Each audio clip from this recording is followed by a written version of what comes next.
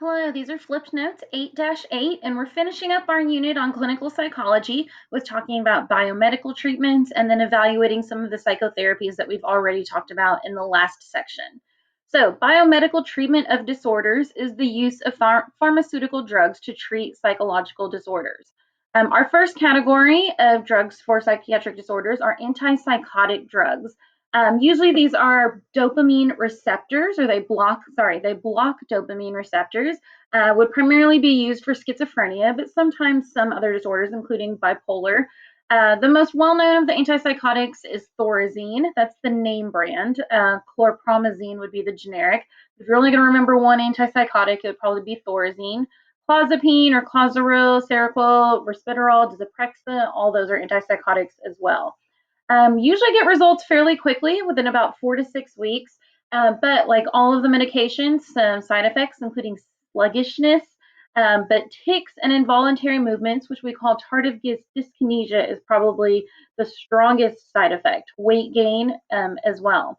With tardive dyskinesia, a person is experiencing tics or involuntary movements, and they affect people differently. Sometimes they're of the face, the tongue, lips, throughout their torso and their extremities, jaw clenching, rapid eye blinking, tongue movements, lip smacking, and just twitching. And in earlier forms of the drug, those were very permanent. Today's medicines tend to be more mild, and they can treat some of the side effects as well. Antimanic drugs, probably the most well-known, is lithium for treating the manic phases of bipolar disorder. Also Depakote. It usually tries to kind of create a ceiling where it keeps the mood from getting too high or reducing that manic activity. But lithium is very powerful, so you have to be very careful not to reach toxic levels of it. Antidepressants are our next category. SSRIs, or selective serotonin reuptake inhibitors, keep serotonin from going back into that releasing neuron, so it's in that synaptic gap. It can be reused again, and that'll boost serotonin levels. Probably the two most well-known are Prozac and Zoloft. There are also SNRIs that inhibit the reuptake of not only serotonin but norepinephrine. Antidepressants are also used to treat long-term anxiety. Side effects: dryness of mouth, sometimes called cotton mouth, headaches, weight gain, and more. Anti-anxiety drugs, also called benzodiazepines. These are usually used for more severe anxiety and panic attacks.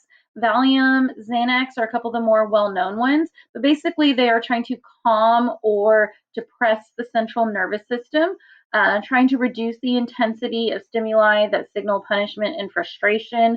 But usually it's only for a fairly short amount of time. So long-term anxiety often is given an antidepressant. Side effects: definitely feel drowsy, because that's the purpose, is to try to calm down the nervous system that's making you so anxious. ECT, or electroconvulsive therapy, is our next one. Electroconvulsive therapy, or shock therapy, to a lot of people's surprise, is still used today. It's used to treat severe depression, especially forms of depression that have not been very responsive to medication. It's actually very safe, has limited side effects. They're not really totally sure why it works, but it does seem to reset the brain, reset the hypothalamus, which would alter different hormone levels. The main side effect is that there's a slight loss in short-term memory, and that's really more from the anesthesia than the ECT itself. We'll talk about that one a little bit more during class. Psychosurgery and lobotomies are an older form of treatment. Lobotomies were done to separate the frontal lobe from the rest of the brain, severing the nerves. They would actually go through kind of the eye socket, so a transorbital lobotomy. Definitely very lethargic, and if they survive the surgery, kind of in a vegetative state. Rarely used today, though. They kind of stopped doing that in the 1950s. It was real big in the 1930s to 1950s, but it's been replaced with different psychotropic drugs, so there hasn't been as much need for lobotomies. Evaluating psychotherapy, so just looking at which ones are the most popular. For most people, they're getting their mental health treatment in outpatient facilities through their physicians, mental health specialists, including psychiatrists and psychologists, and other professionals, including clergy, are counseling. As far as what type of psychotherapy they're using, cognitive is the most popular or most widely used, followed by psychoanalytic and psychodynamic techniques, and then family and group therapies. And then last, humanistic and behavioral. As far as does therapy work, clients' perceptions tend to be positive. They often overestimate its effectiveness. Clients enter therapy usually when they're in crisis, and a crisis may subside over its natural course. So people tend to regress to normalcy, the regression towards the mean on their own. As far as do clinicians view the therapy as effective, of course, they're going to believe in their own success. And they'll often say that they believe that the client is better off after receiving therapy than if they had not. Hans Eysenck did some studies, and he suggested that 2/3 of clients improve whether they received therapy or not. But it was a fairly small study. And at that time, there were not really very many forms of psychotherapy available. Today, there are lots more studies showing that therapy is effective. In general, those not undergoing therapy improve, but those undergoing therapy are more likely to improve. Let's see, the relative effectiveness of different therapies. As far as which ones are best for treating different disorders, for depression, and we're not including medication here, all of these can be treated with medication as well. But depression responds well to behavior, cognitive, and interpersonal therapy.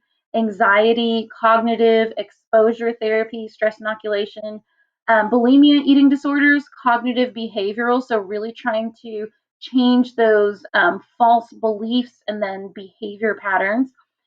Phobia works well with behavior therapies like flooding and what's the word I'm trying to think? Some systematic desensitization. And then bad habits, things like bedwetting, can be altered with behavior modification. So, which is the best type of therapy? There's no one type that's really superior to the others. It really just kind of depends on what the situation is. But therapy is most effective if the problem is clear cut and specific.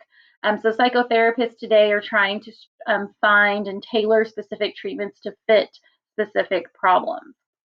There are alternatives to psychotherapies. Therapeutic touch is a method in which the therapists kind of hover their hands around the patient's body, trying to alter and push around energy fields, but that hasn't really been validated. One that has had more support is EMDR, or eye movement desensitization and reprocessing. So people will move their eyes back and forth, and there's a light usually involved as well while they're trying to remember traumatic experiences.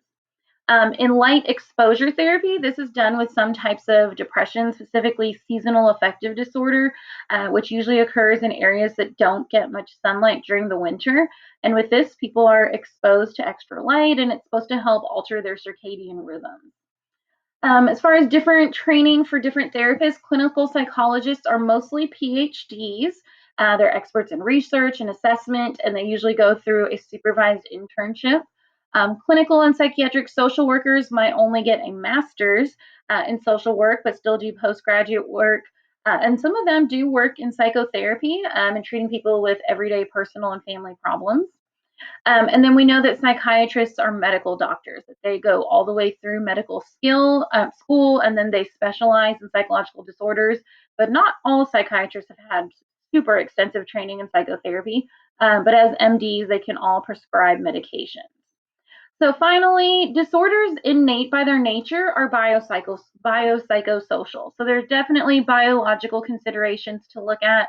The biomedical techniques, including drug therapy and ECT, tend to be pretty effective. There's psychological, and that's stressors and different distressing behaviors that are leading to dysfunction can lead to disorders. And then social cultural, people can learn new adaptive skills that can help to alter their dysfunctional behaviors as well. All right, that's our last section, 8-8, flip notes.